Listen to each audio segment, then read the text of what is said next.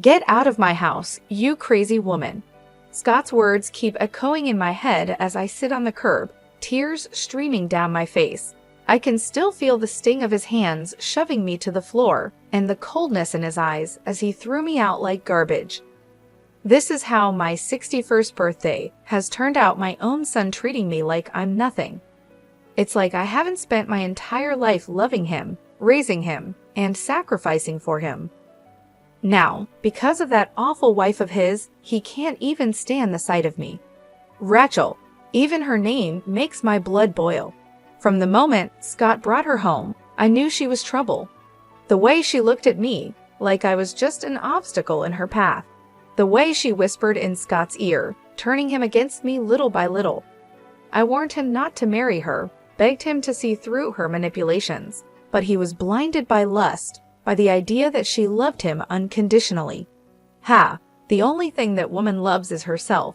And now, because of her, I've lost everything: my son, my grandchildren, the family I've dedicated my life to.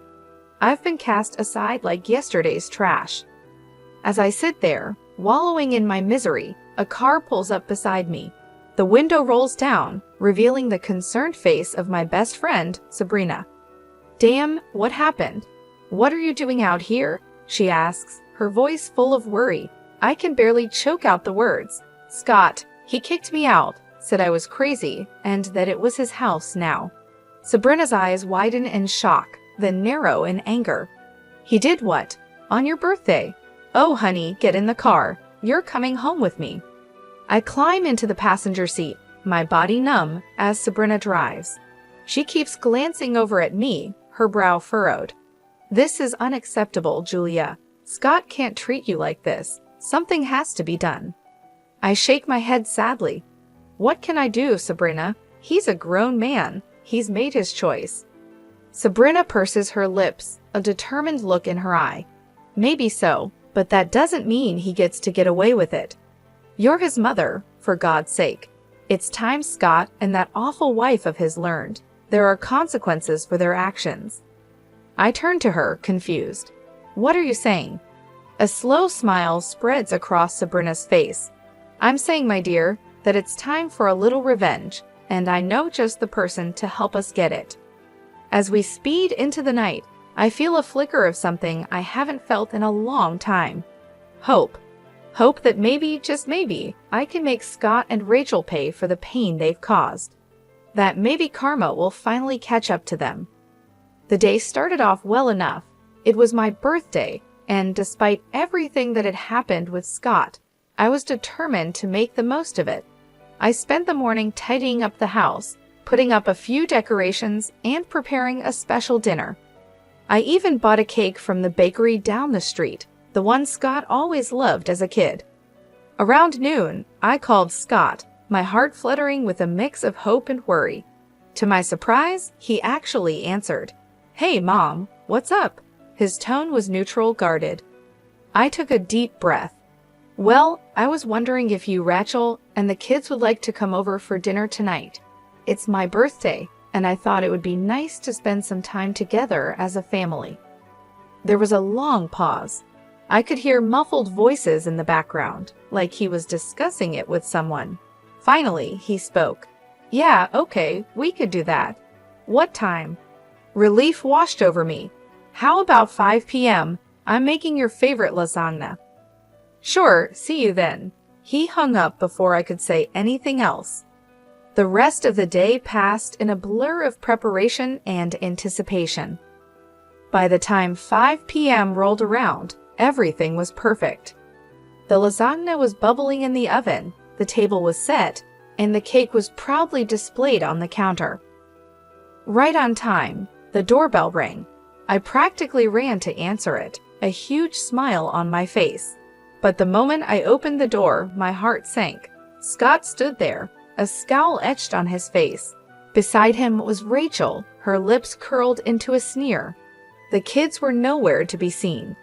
"Where are the children?" I asked, trying to keep my voice steady. Rachel let out a harsh laugh. "We decided it was best they didn't come. Wouldn't want them exposed to any more of your toxic influence." I felt like I'd been slapped. Toxic influence? What are you talking about? She stepped forward, jabbing a finger at me. Don't play dumb, Julia. We all know what a terrible mother you were. The way you turned Scott against his own father, the constant guilt-tripping and manipulation. It's no wonder he wants nothing to do with you. Tears stung my eyes. I looked to Scott, silently pleading for him to defend me, but he just stood there, arms crossed, saying nothing. That's not true, I managed to choke out. I've always loved and supported Scott. I would never do anything to hurt him. Rachel's eyes flashed with anger. Drop the martyr act. You're nothing but a selfish, vindictive woman who can't accept that Scott has moved on with his life, that he chose me over you. Something inside me snapped. Before I knew it, I lunged forward, ready to slap that smug look off her face. But Scott stepped between us, grabbing my wrist in a painful grip. Don't you dare touch my wife, he growled. You're pathetic, you know that? Coming up with this whole birthday charade, trying to worm your way back in. Well, it's not going to work. We're done with you. With that, he shoved me backward, sending me stumbling. I caught myself on the doorframe, tears now flowing freely down my cheeks. Scott, please, I whispered. I'm your mother. But he just shook his head, his eyes cold. Not anymore. Come on, Rachel. Let's go. I watched helplessly as they turned and walked away, slamming the door behind them. The sound echoed through the empty house, a brutal finality to it. There I stood, alone on my birthday, my heart shattered into a million pieces. I don't know how long I stood there, frozen in the aftermath of Scott and Rachel's cruelty. Minutes, hours, it all blurred together. The pain in my chest was unlike anything I'd ever felt before, a deep, aching void that threatened to swallow me whole. Eventually, I managed to close the door, my hands shaking. I stumbled to the couch, collapsing onto the cushions as sobs racked my body. How could he do this to me? My own son, treating me like I was nothing. I hadn't spent my entire life loving and caring for him. The sound of my phone ringing jolted me out of my despair. I glanced at the screen and saw Sabrina's name. For a moment, I considered ignoring it, not wanting to burden her with my problems. But the thought of facing this alone was too much to bear. I answered, my voice thick with tears. Hello? Julia, what's wrong? Did something happen with Scott? The concern in her voice was my undoing. I broke down, the whole story spilling out between gasps and sobs. Sabrina listened patiently, offering words of comfort and support. That's it, she said firmly when I finished. This has gone too far, Julia. Scott and Rachel can't keep treating you like this. It's time for them to face some consequences. I sniffled, wiping my eyes. What do you mean? I mean it's time for a little payback. They think they can just walk all over you, but they've got another thing coming. You're a strong woman, Julia. It's time to start acting like it. Her words ignited a spark within me, a flicker of anger amidst the pain. She was right. I couldn't just sit here and wallow. I needed to do something to take back control. Okay, I said, my voice steadier now. What did you have in mind? I could practically hear Sabrina's grin through the phone. Meet me at the diner in an hour. I've got someone I want you to meet. Trust me, he's going to be a big help. An hour later, I was sitting across from Sabrina in a booth at the local diner. She had a mischievous glint in her eye as she sipped her coffee. So who is this mystery person? I asked, curiosity getting the better of me. As if on cue, the bell above the door jingled. Sabrina waved at someone behind me. There he is now. I turned, my eyes widening as a tall, broad-shouldered man approached our table. He had a rugged look about him, like someone who had seen his fair share of trouble. Julia, meet my brother James, Sabrina said, gesturing for him to sit. James nodded at me, his gaze assessing. Sabrina filled me in on your situation. I'm sorry to hear about what your son and his wife did. That's rough. I shrugged, trying to appear nonchalant even as the pain twisted in my gut. It is what it is, but Sabrina seems to think you can help. He leaned forward, his elbows on the table. I can. In my line of work, I've learned that everyone has secrets, skeletons in their closet. And from what Sabrina's told me, I'm betting your daughter-in-law has more than a few. A tingle of anticipation ran down my spine. What are you saying? James smiled, slow and dangerous. I'm saying let me dig into Rachel's past. If there's dirt to be found, I'll find it.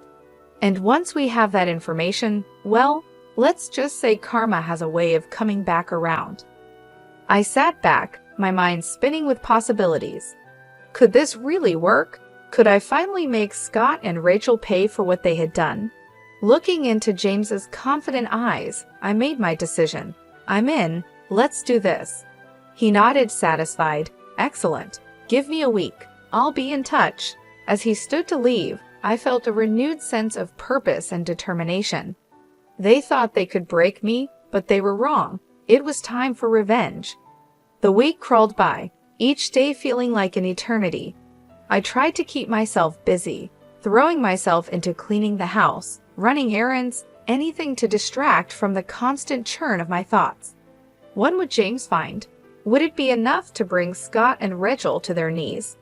Sabrina checked in on me daily, offering words of encouragement and support. She was the only thing keeping me sane, the only person who truly understood the depth of my pain and anger. Finally, on the 7th day, my phone rang. It was James. Julia, it's me. I've got something. Can you meet me at my office in an hour? My heart leaped into my throat. Of course, I'll be there. I arrived at James' office with 10 minutes to spare, my nerves jangling. Sabrina was already there, pacing the small waiting area. She gave me a tight hug when I entered. Are you ready for this? She asked, searching my face. I nodded, steeling myself. As ready as I'll ever be. James emerged from his office with a grim expression on his face. Come on in, ladies. We settled into the chairs opposite his desk, the air thick with tension. James opened a manila folder, spreading out a series of documents and photographs. So, I did some digging into Rachel's background, he began, tapping the papers. And let me tell you, this woman is no saint. He slid a document towards me. First off, she has a criminal record. Embezzlement from her previous job. She managed to avoid jail time, but it wasn't pretty. I stared at the paper, a mugshot of Rachel staring back at me. She looked younger, but those cold eyes were unmistakable. But that's not all, James continued, his voice grave. I also found out that she's a person of interest in the death of her ex-boyfriend. Sabrina gasped, and I felt like I'd been punched in the gut. What do you mean? I managed to ask, my voice shaking. James handed me a newspaper clipping. 3 years ago, her ex was found dead under mysterious circumstances. The police suspected foul play but could never prove anything. Rachel was the last person to see him alive. I scanned the article, my eyes catching on phrases like suspicious death and ongoing investigation. My mind reeled, trying to reconcile this information with the woman my son had married. So what does this mean? Sabrina asked, voicing the question I couldn't. James leaned back in his chair, steepling his fingers. It means we have leverage. It means that if this information were to come to light, Rachel's life as she knows it would be over, her reputation, her marriage, everything. A flicker of hope ignited in my chest. So what do we do now? A slow smile spread across James's face. Now we use it. We let Rachel know that we have this information, and if she doesn't want it to go public, she needs to convince Scott to make things right with you. Sabrina nodded, her eyes gleaming. And if she refuses? James shrugged. Then we go to the police. We let them reopen the investigation into her ex's death.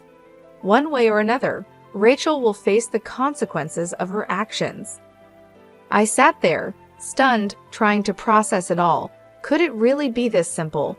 Could I really make Rachel pay for what she'd done, for turning Scott against me? Looking at the determination on Sabrina and James's faces, I felt a surge of strength. They believed in me, believed that I deserved justice. and for the first time since that awful birthday, I believed it too. "Let's do it," I said, my voice steady. "Let's make them pay." James grinned, a predatory gleam in his eye.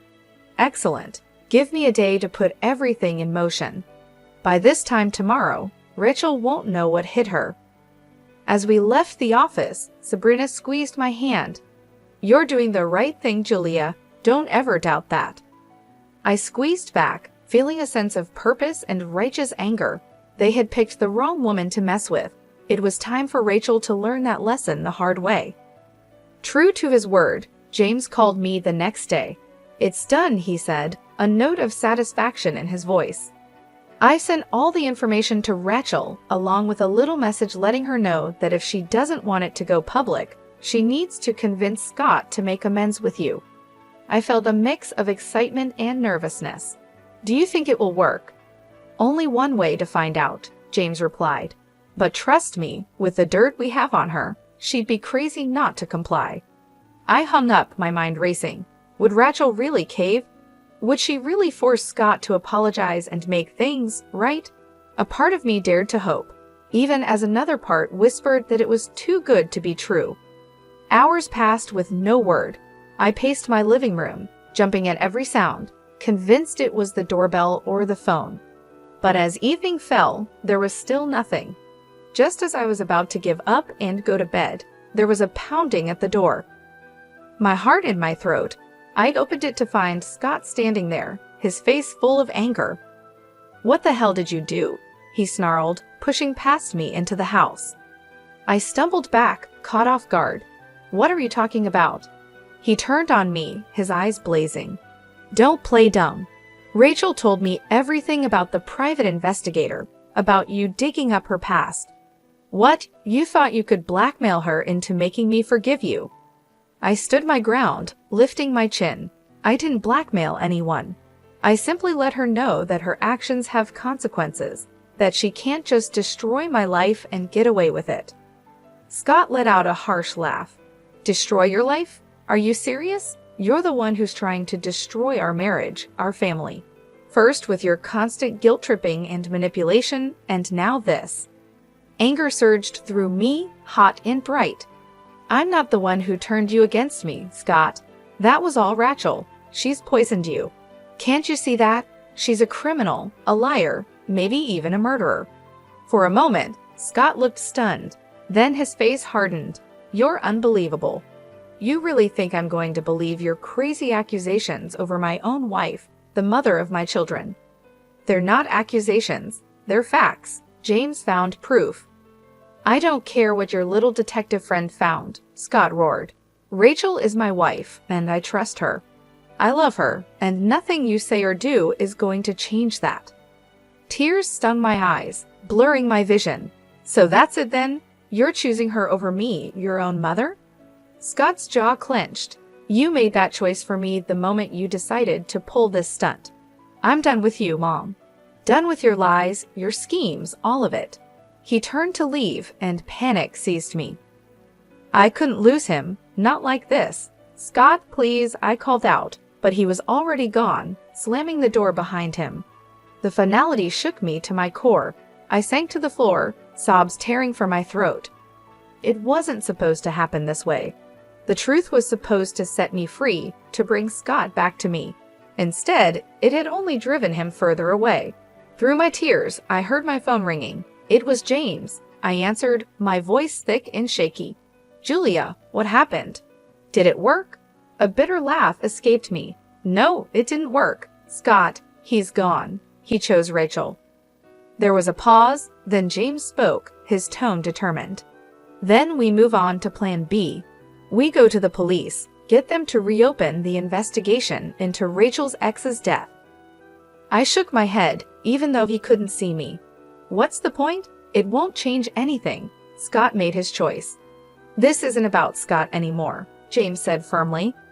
"This is about justice, about making sure Rachel pays for what she's done, one way or another." I closed my eyes, exhaustion and grief washing over me. Could I do it? Could I really destroy my son's wife, the mother of my grandchildren? But then I remembered the look in Scott's eyes. the venom in his voice, the way Rachel had smirked so smug and self-satisfied. They had brought this on themselves, and now they would face the consequences. Okay, I whispered, a new resolve hardening in my chest. Let's do it. Let's make her pay. The next few days were a blur of activity.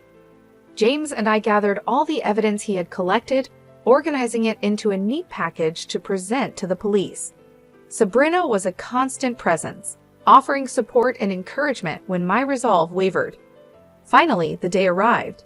We walked into the police station, heads held high, ready to blow the lid off Rachel's sordid past.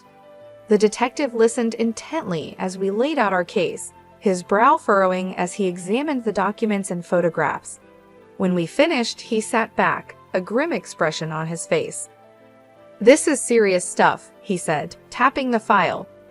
"If what you're saying is true, we have grounds to reopen the investigation into Miss Michael's ex-boyfriend's death." I felt a surge of vindication. "It is true, every word of it," I affirmed. The detective nodded. "All right then, leave this with me. I'll get the ball rolling."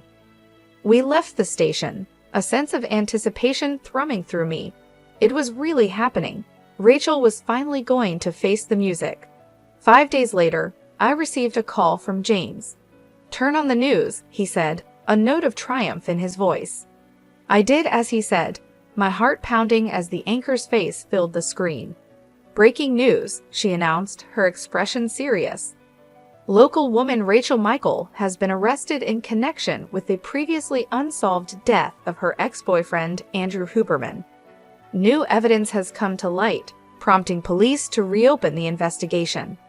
I watched, transfixed, as they showed footage of Rachel being led out of her and Scott's house in handcuffs, her face a mix of shock and anger. Scott followed behind, looking stunned and lost. A fierce satisfaction burned in my chest. She was finally getting what she deserved. But my joy was short-lived. The news report went on to describe how Scott had to use their savings to post Rachel's bail and hire a lawyer. It was a financial blow, one that would undoubtedly strain their marriage. I should have felt guilty, knowing that I had played a part in their hardship. But all I could think was that it served them right. They had brought this on themselves with their cruelty and deceit. Over the next few weeks, I watched from afar as the drama unfolded. Rachel's arrest made headlines, and the court of public opinion was merciless. Speculation ran rampant about her involvement in her ex's death and what other secrets she might be hiding. Scott put on a brave face, standing by his wife in public, but I could see the toll it was taking. He looked haggard, worn down by the constant scrutiny and whispers. A part of me yearned to reach out, to offer comfort and support, but I hardened my heart, reminding myself of the way he had cast me aside, the vicious words he had hurled at me. He had made his bed, and now he would lie in it. One afternoon, as I was returning from the grocery store, I spotted a familiar figure on my doorstep. It was Scott, his shoulders slumped, his eyes red-rimmed. For a moment, I considered ignoring him, pretending I wasn't home, but curiosity got the better of me. "What do you want?" I asked coldly as I approached, my arms laden with bags. Scott looked up, his expression a mix of exhaustion and desperation. "Mom, I need your help." I raised an eyebrow. "Oh, now you need my help. What happened to being done with me and my schemes?" He flinched as if I'd struck him.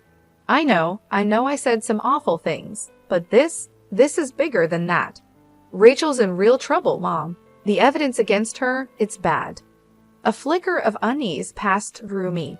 "What are you saying?" Scott's voice broke. "I'm saying I don't know what to do. The lawyer fees are bankrupting us, and if Rachel goes to prison, I can't raise the kids on my own. I need you, Mom, please." I stared at him, torn between the urge to comfort him and the desire to lash out. He looked so broken, so defeated. But then I remembered the pain he had caused, the way he had abandoned me. I straightened my spine, my voice cold. "You should have thought of that before you turned your back on me. I'm sorry, Scott, but you're on your own." With that, I brushed past him, ignoring his pleas and apologies. He had made his choice, and now he would live with the consequences. A few days after Scott's desperate visit, I received an unexpected call. It was Rachel's mother, her voice tight with barely contained anger. "Julia, I know we've had our differences, but I need to ask a favor," she said, the words seeming to pain her. I felt a flicker of surprise. What kind of favor? "It's the kids. With everything going on with Rachel's case, Scott's struggling to keep up. He needs a break. I was hoping you could take the children for the weekend." I hesitated, torn. On one hand, the thought of spending time with my grandchildren filled me with longing. It had been so long since I'd seen them. But on the other, the idea of helping Scott and Rachel after everything they had done to me was hard to accept. "Please, Julia," Rachel's mother pressed, sensing my reluctance. "I know you love those kids. They need some stability right now, and Lord knows they won't get it from Scott or Rachel." I sighed, my resolve crumbling. She was right. Whatever issues I had with their parents, my grandchildren were innocent. They deserved better than to be caught in the middle of this mess. "All right," I agreed. "I'll take them for the weekend, but I'm doing this for them, not for Scott or Rachel." "Of course. Thank you, Julia. I'll let Scott know to drop them off Friday evening." True to her word, Scott arrived on my doorstep that Friday with the kids in tow. He looked even worse than the last time I'd seen him, his face gaunt and shadowed. "Mom," he greeted me, his voice hoarse. "Thank you for doing this. I really appreciate it." I nodded stiffly, my attention on the children. They looked up at me, their eyes wide and uncertain. "Grandma," my granddaughter cried, breaking into a smile. She rushed forward, wrapping her little arms around my waist. I hugged her back, blinking back sudden tears. "Hello, sweetheart. I've missed you." My grandson was more reserved, hovering by Scott's side. I knelt down, opening my arms. "Come here, buddy. It's okay." Slowly, he stepped into my embrace, his small body trembling. My heart ached for him, for both of them. Scott cleared his throat. "I'll pick them up Sunday evening.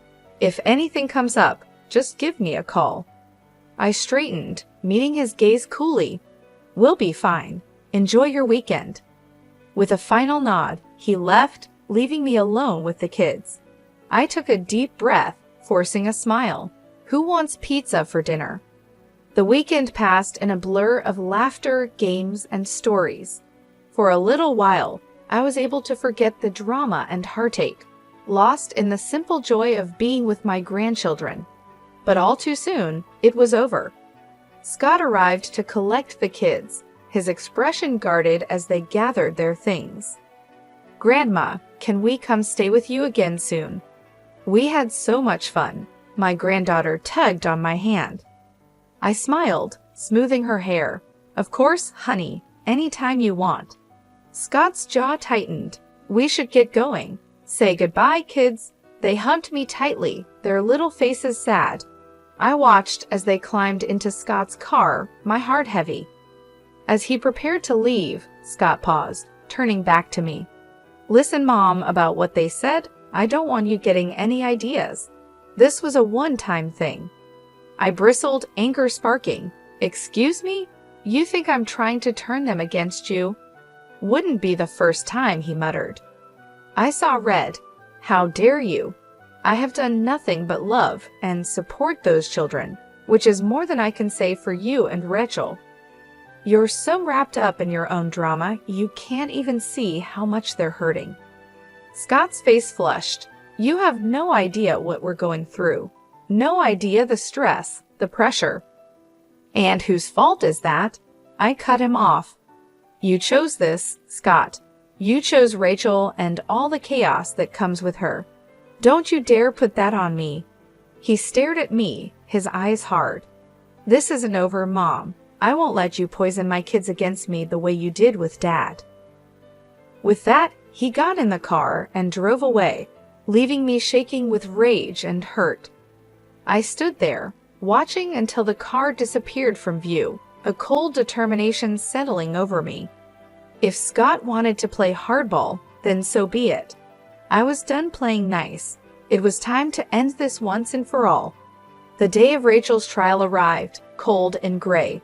I dressed with care, choosing a somber black suit that radiated quiet authority. Sabrina picked me up, her face set with grim determination. "Are you ready for this?" she asked as we drove to the courthouse. I nodded, my jaw tight. "I've been ready for a long time." We met James on the steps, his expression serious. "I've got a surprise for you," he said, leading us inside. I tracked down Andrew Huberman's family. They're here to testify. I felt a surge of gratitude and vindication. With their testimony, Rachel's fate would be sealed. The courtroom was packed, the air thick with tension. I took my seat behind the prosecutor's table, my heart pounding as Rachel was led in, her wrists and ankles shackled. She looked pale and drawn, but her eyes still glittered with malice when they met mine. Scott sat stiffly beside her, his face a mask of conflicting emotions. I looked away, focusing on the judge as he called the court to order. The trial was grueling and emotional. The prosecutor laid out the evidence against Rachel in damning detail, painting a picture of a cruel, calculating woman who would stop at nothing to get what she wanted. But it was the testimony of Andrew Huberman's family that truly sealed her fate. His mother, a frail silver-haired woman, spoke of her son's kind heart, his bright future cut short. His sister wept as she recounted Rachel's controlling, abusive behavior and how she had isolated Andrew from his loved ones. Through it all, Rachel sat stone-faced, her eyes cold and empty. Scott grew more and more agitated, his knee bouncing, his hands clenched into fists. Finally, it was time for the verdict. The jury filed back in, their faces somber. The foreman stood, clearing his throat. In the matter of the state versus Rachel Michael, on the charge of murder in the first degree, we find the defendant guilty. The courtroom erupted in gasps and murmurs. Rachel's face drained of color, her mouth falling open. Scott leaped to his feet, his chair clattering to the floor. "No," he shouted, his voice raw with anguish. "No, this is wrong. She's innocent." The judge banged his gavel, calling for order. "Mr. Michael, control yourself, or I will have you removed from this courtroom." Scott subsided, collapsing back into his seat, his head in his hands. Rachel turned to him, her expression desperate. "Scott, do something. You can't let them do this to me." But Scott wouldn't look at her, his shoulders shaking with silent sobs. The bailiff stepped forward, preparing to lead Rachel away. I watched with a strange mix of emotions swirling within me. Triumph, yes, but also a hollow sort of sadness. It had come to this, my own son broken and humiliated, his love life in ruins. As Rachel was escorted out, she turned back, her eyes locking with mine. In that moment, I saw the depth of her hatred, the venom in her soul. "This isn't over," she hissed, her voice low and deadly. "I'll make you pay for this. I swear it." I met her gaze steadily, unflinching. "You've already paid, Rachel. You made your choices, and now you'll face the consequences. Goodbye." With that, I turned and walked out, my head held high. It was over. Justice had been served. But even as relief washed over me, I couldn't shake the lingering unease. Scott's anguished face haunted me. Had I gone too far? Had my quest for vengeance blinded me to the collateral damage? I shook my head, pushing the doubts aside. No, Scott had made his bed, and now he would lie in it. He had chosen Rachel and turned his back on me. Now he would have to live with the fallout. I stepped out into the cold gray day, drawing my coat tighter around me. It was time to move on, to build a new life for myself. A life without Scott, without Rachel's toxic influence. A life of my own making.